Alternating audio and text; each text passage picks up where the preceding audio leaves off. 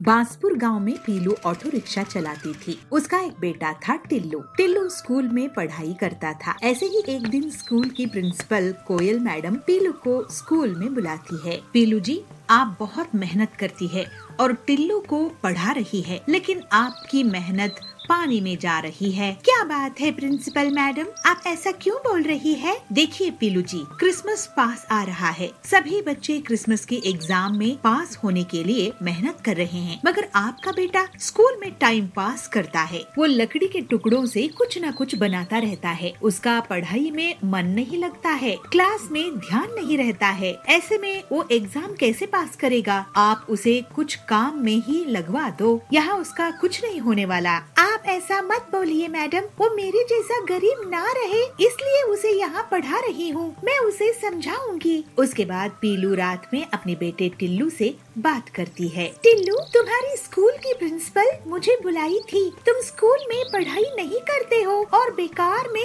लकड़ी के सामान बनाते हो। मैं पढ़ाई ध्यान भी देता हूँ और साथ में लकड़ी के खिलौने भी बनाता हूँ। मैं दोनों काम एक साथ कर सकता हूँ माँ। लेकिन तू लकड़ी के खिलौनों को क्यों बना रहा है? एक काम में ही ध्यान क्यों नहीं देता? पढ़ाई में ही ध्यान रख, बाद में खिलौने बनाना। माँ, क्रिसमस पास में है, बच्चे लकड़ी के खिलौने खरीदते हैं। मैं सोच रहा था क्यों ना मैं खिलौना बनाऊं। नहीं बेटा, मैं ऑटो चला रही हूँ ना, तो फिक्र मत कर और स्कूल में अच्छे से पढ़ाई कर। टिल्लू अपनी माँ का कहना मान लेता है, लेकिन उसी रात कालू कौवा पीलू के घर में उसके ऑटो के पास आता है। कालू भी ऑटो चलाता था और पीलू से जलता था। वो एक औरत होकर ऑटो क्यों चलाती है, ये उसका ख्याल था। कालू अपने मन में कहता है, पीलू पिद्दी, तू मुझसे ज्यादा कमाती है, मैं तेरे ऑटो को जलाकर राख कर दूंगा। ऐसा सोचकर कालू ऑटो को नकली चाबी से खोल देता है और उसका इंजन और पहिए चुरा कर भाग जाता है। अगली सुबह पीलू अपने बेटे के साथ घर के बाहर आती है तो अपने ऑटो की ऐसी हालत देखकर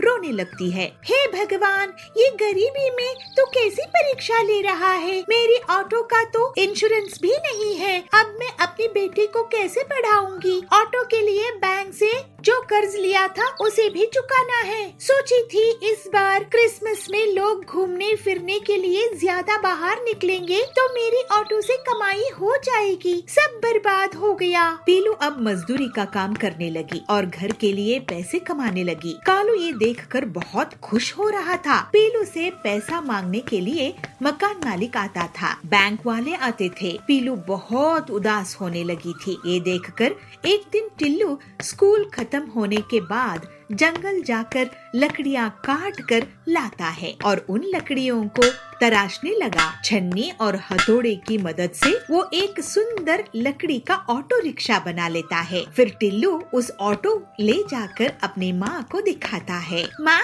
देखो तुम्हारे लिए क्रिसमस गिफ्ट। अरे बेटा, ये क्या है? ये लकड़ी का इतना बड़ा ऑटो तू कहाँ से लाया है? माँ, ये ऑटो मैंने तुम्हारे लिए बनाया है।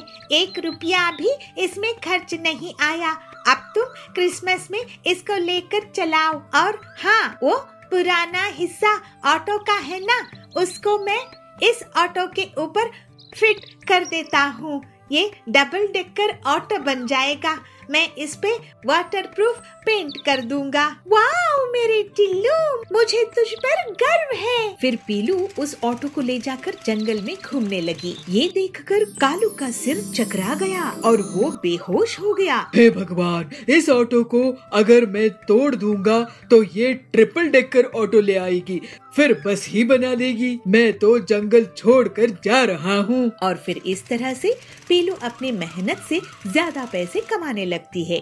उसके घर की गरीबी हमेशा के लिए दूर हो जाती है और टिल्लू भी बहुत मन लगाकर पढ़ाई करता है। वो स्कूल में फर्स्ट आता है।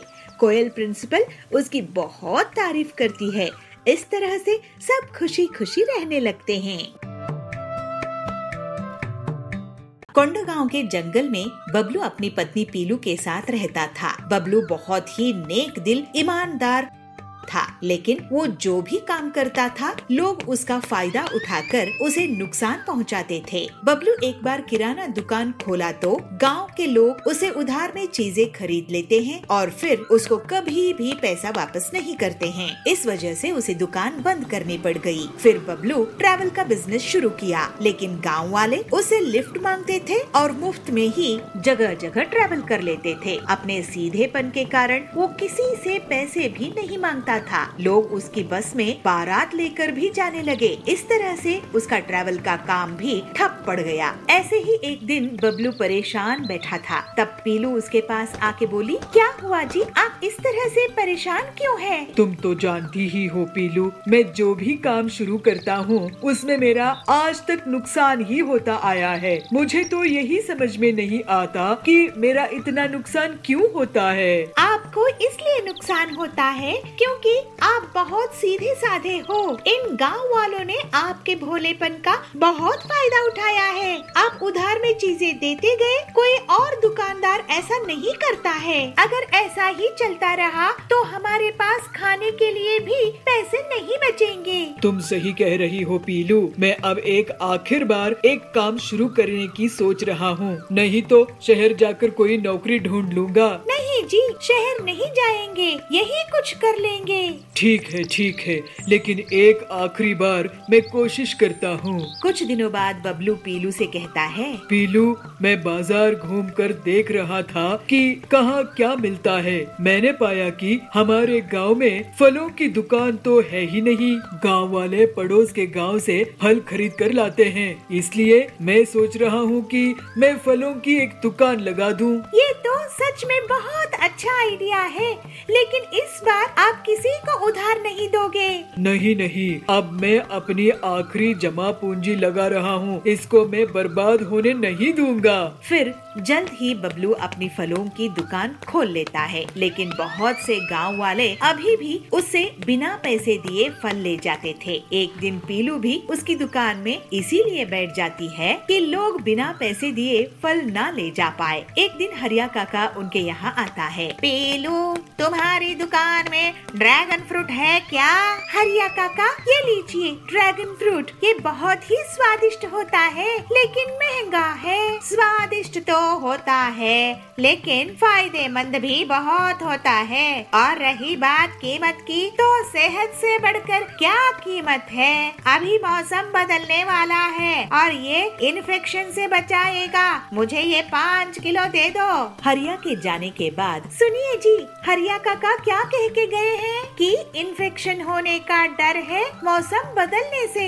हाँ, अगर ऐसा होगा तो ड्रैगन फ्रूट से लोगों को इन्फेक्शन होने से बचाया जा सकता है। इसका मतलब हम और ड्रैगन फ्रूट बेच सकेंगे। देखो, गांव वाले ऐसे ही इसे नहीं खरीदेंगे, हम क्यों ना फ्रूट सलाद बनाकर बेचे। कुछ ही दिनों में लोगों को इन्फेक्शन होना शुरू हो जाता है और हरिया काका सबको ड्रैगन फ्रूट खाने की सलाह देता है। इस तरह से बबलू और पीलू की दुकान में लोग इकट्ठा होने लगते हैं। सुनिए, मैं आप लोगों को अब से मुफ्त में या उधार में कुछ नहीं दूंगा। आपको अपनी सेहत का ख्याल रखना है तो पैसे देकर फ्रूट सलाद लो। बबलू की बात सुनकर लोग सोच में पड़ जाते हैं, लेकिन फिर इन्फेक्शन से बचने के लिए वो बढ़ चढ़कर पैसे देते हैं। इस तरह से लोगों की सेहत भी सुधारने लगती है और लोग अब सबक ले लिए कि कोई भी अच्छी चीज मुफ्त में नहीं आती। फिर कुछ ही दिनों में बबलू और पीलू बहुत अमीर हो गए और बबलू ने सुपर स्टोर शुरू किया।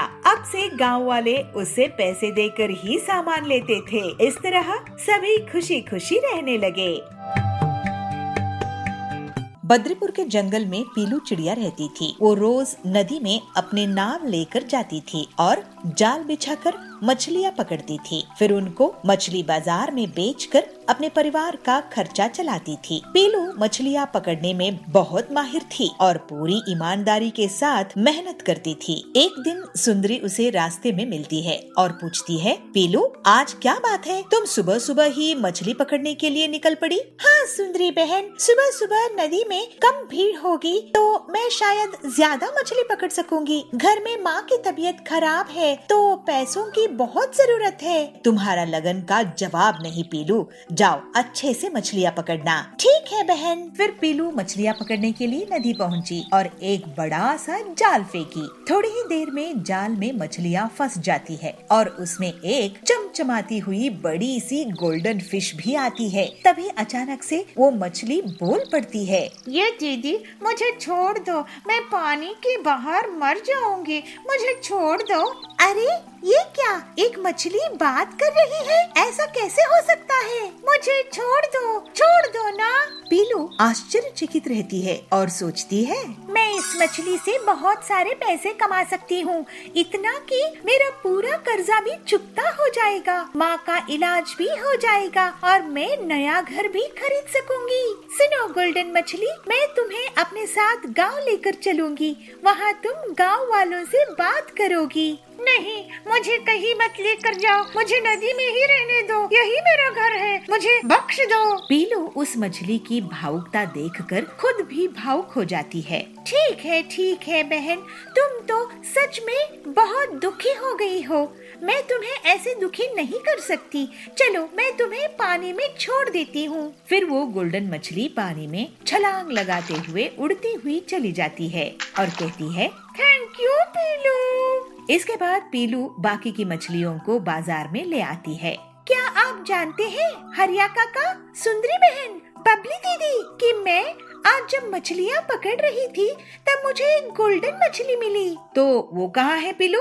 उसको मैंने वापस नदी में छोड़ दी, फिर वो उड़ती हुई चली गई, रो रही थी बेचारी। क्यों मजाक कर रही हो पीलू? ऐसी कोई मछली नहीं होती है। सभी उस पर हंसने लगे। अगले दिन पीलू फिर से मछली पकड़ने के लिए जाने लगी। उसको देखकर सुंदरी और बाकी के पक्षी उसका मजाक उड़ाने लगे। आज पीलू उड़ने वाला ऑक्टोपस लेकर आएगी। हो सकता है इसे उड़ने वाली शार्क भी मिल जाए नदी में। पीलू उनकी बातों का बुरा नहीं मानती है और अपने काम के लिए निकल पड़ती है। जैसे ही पीलू नदी में जाल फेंकती है, तभी अचानक से काले बादल छा जाते हैं और जोर से बारिश होने लगती है। नदी में अचानक से पानी बढ़ जाता है और उसकी नाव पलट जाती है। बचाओ बचाओ, कोई मुझे बचाओ, अगर मैं डूब गई तो मेरी माँ का ख्याल कौन रखेगा?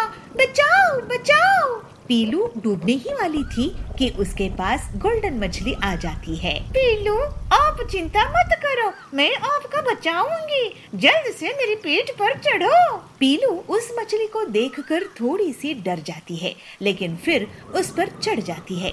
जैसे ही पीलू मछली के ऊपर बैठती है, वो मछली अपने पंख फैलाकर उड़ने लगती है। अरे गोल्डन मछली बहन, तुम तो वाकई में कमाल की हो।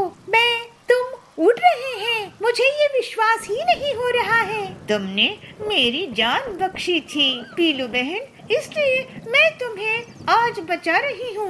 तुम बहुत दयालु हो। फिर वो गोल्डन मछली पीलू को किनारे लेकर आ जाती है।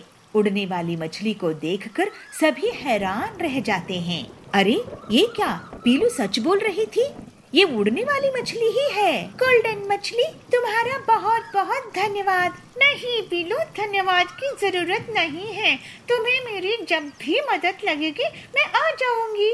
फिर वो मछली वापस से पानी में चली गई और आगे भी पीलू और उसकी दोस्ती कायम रहती है।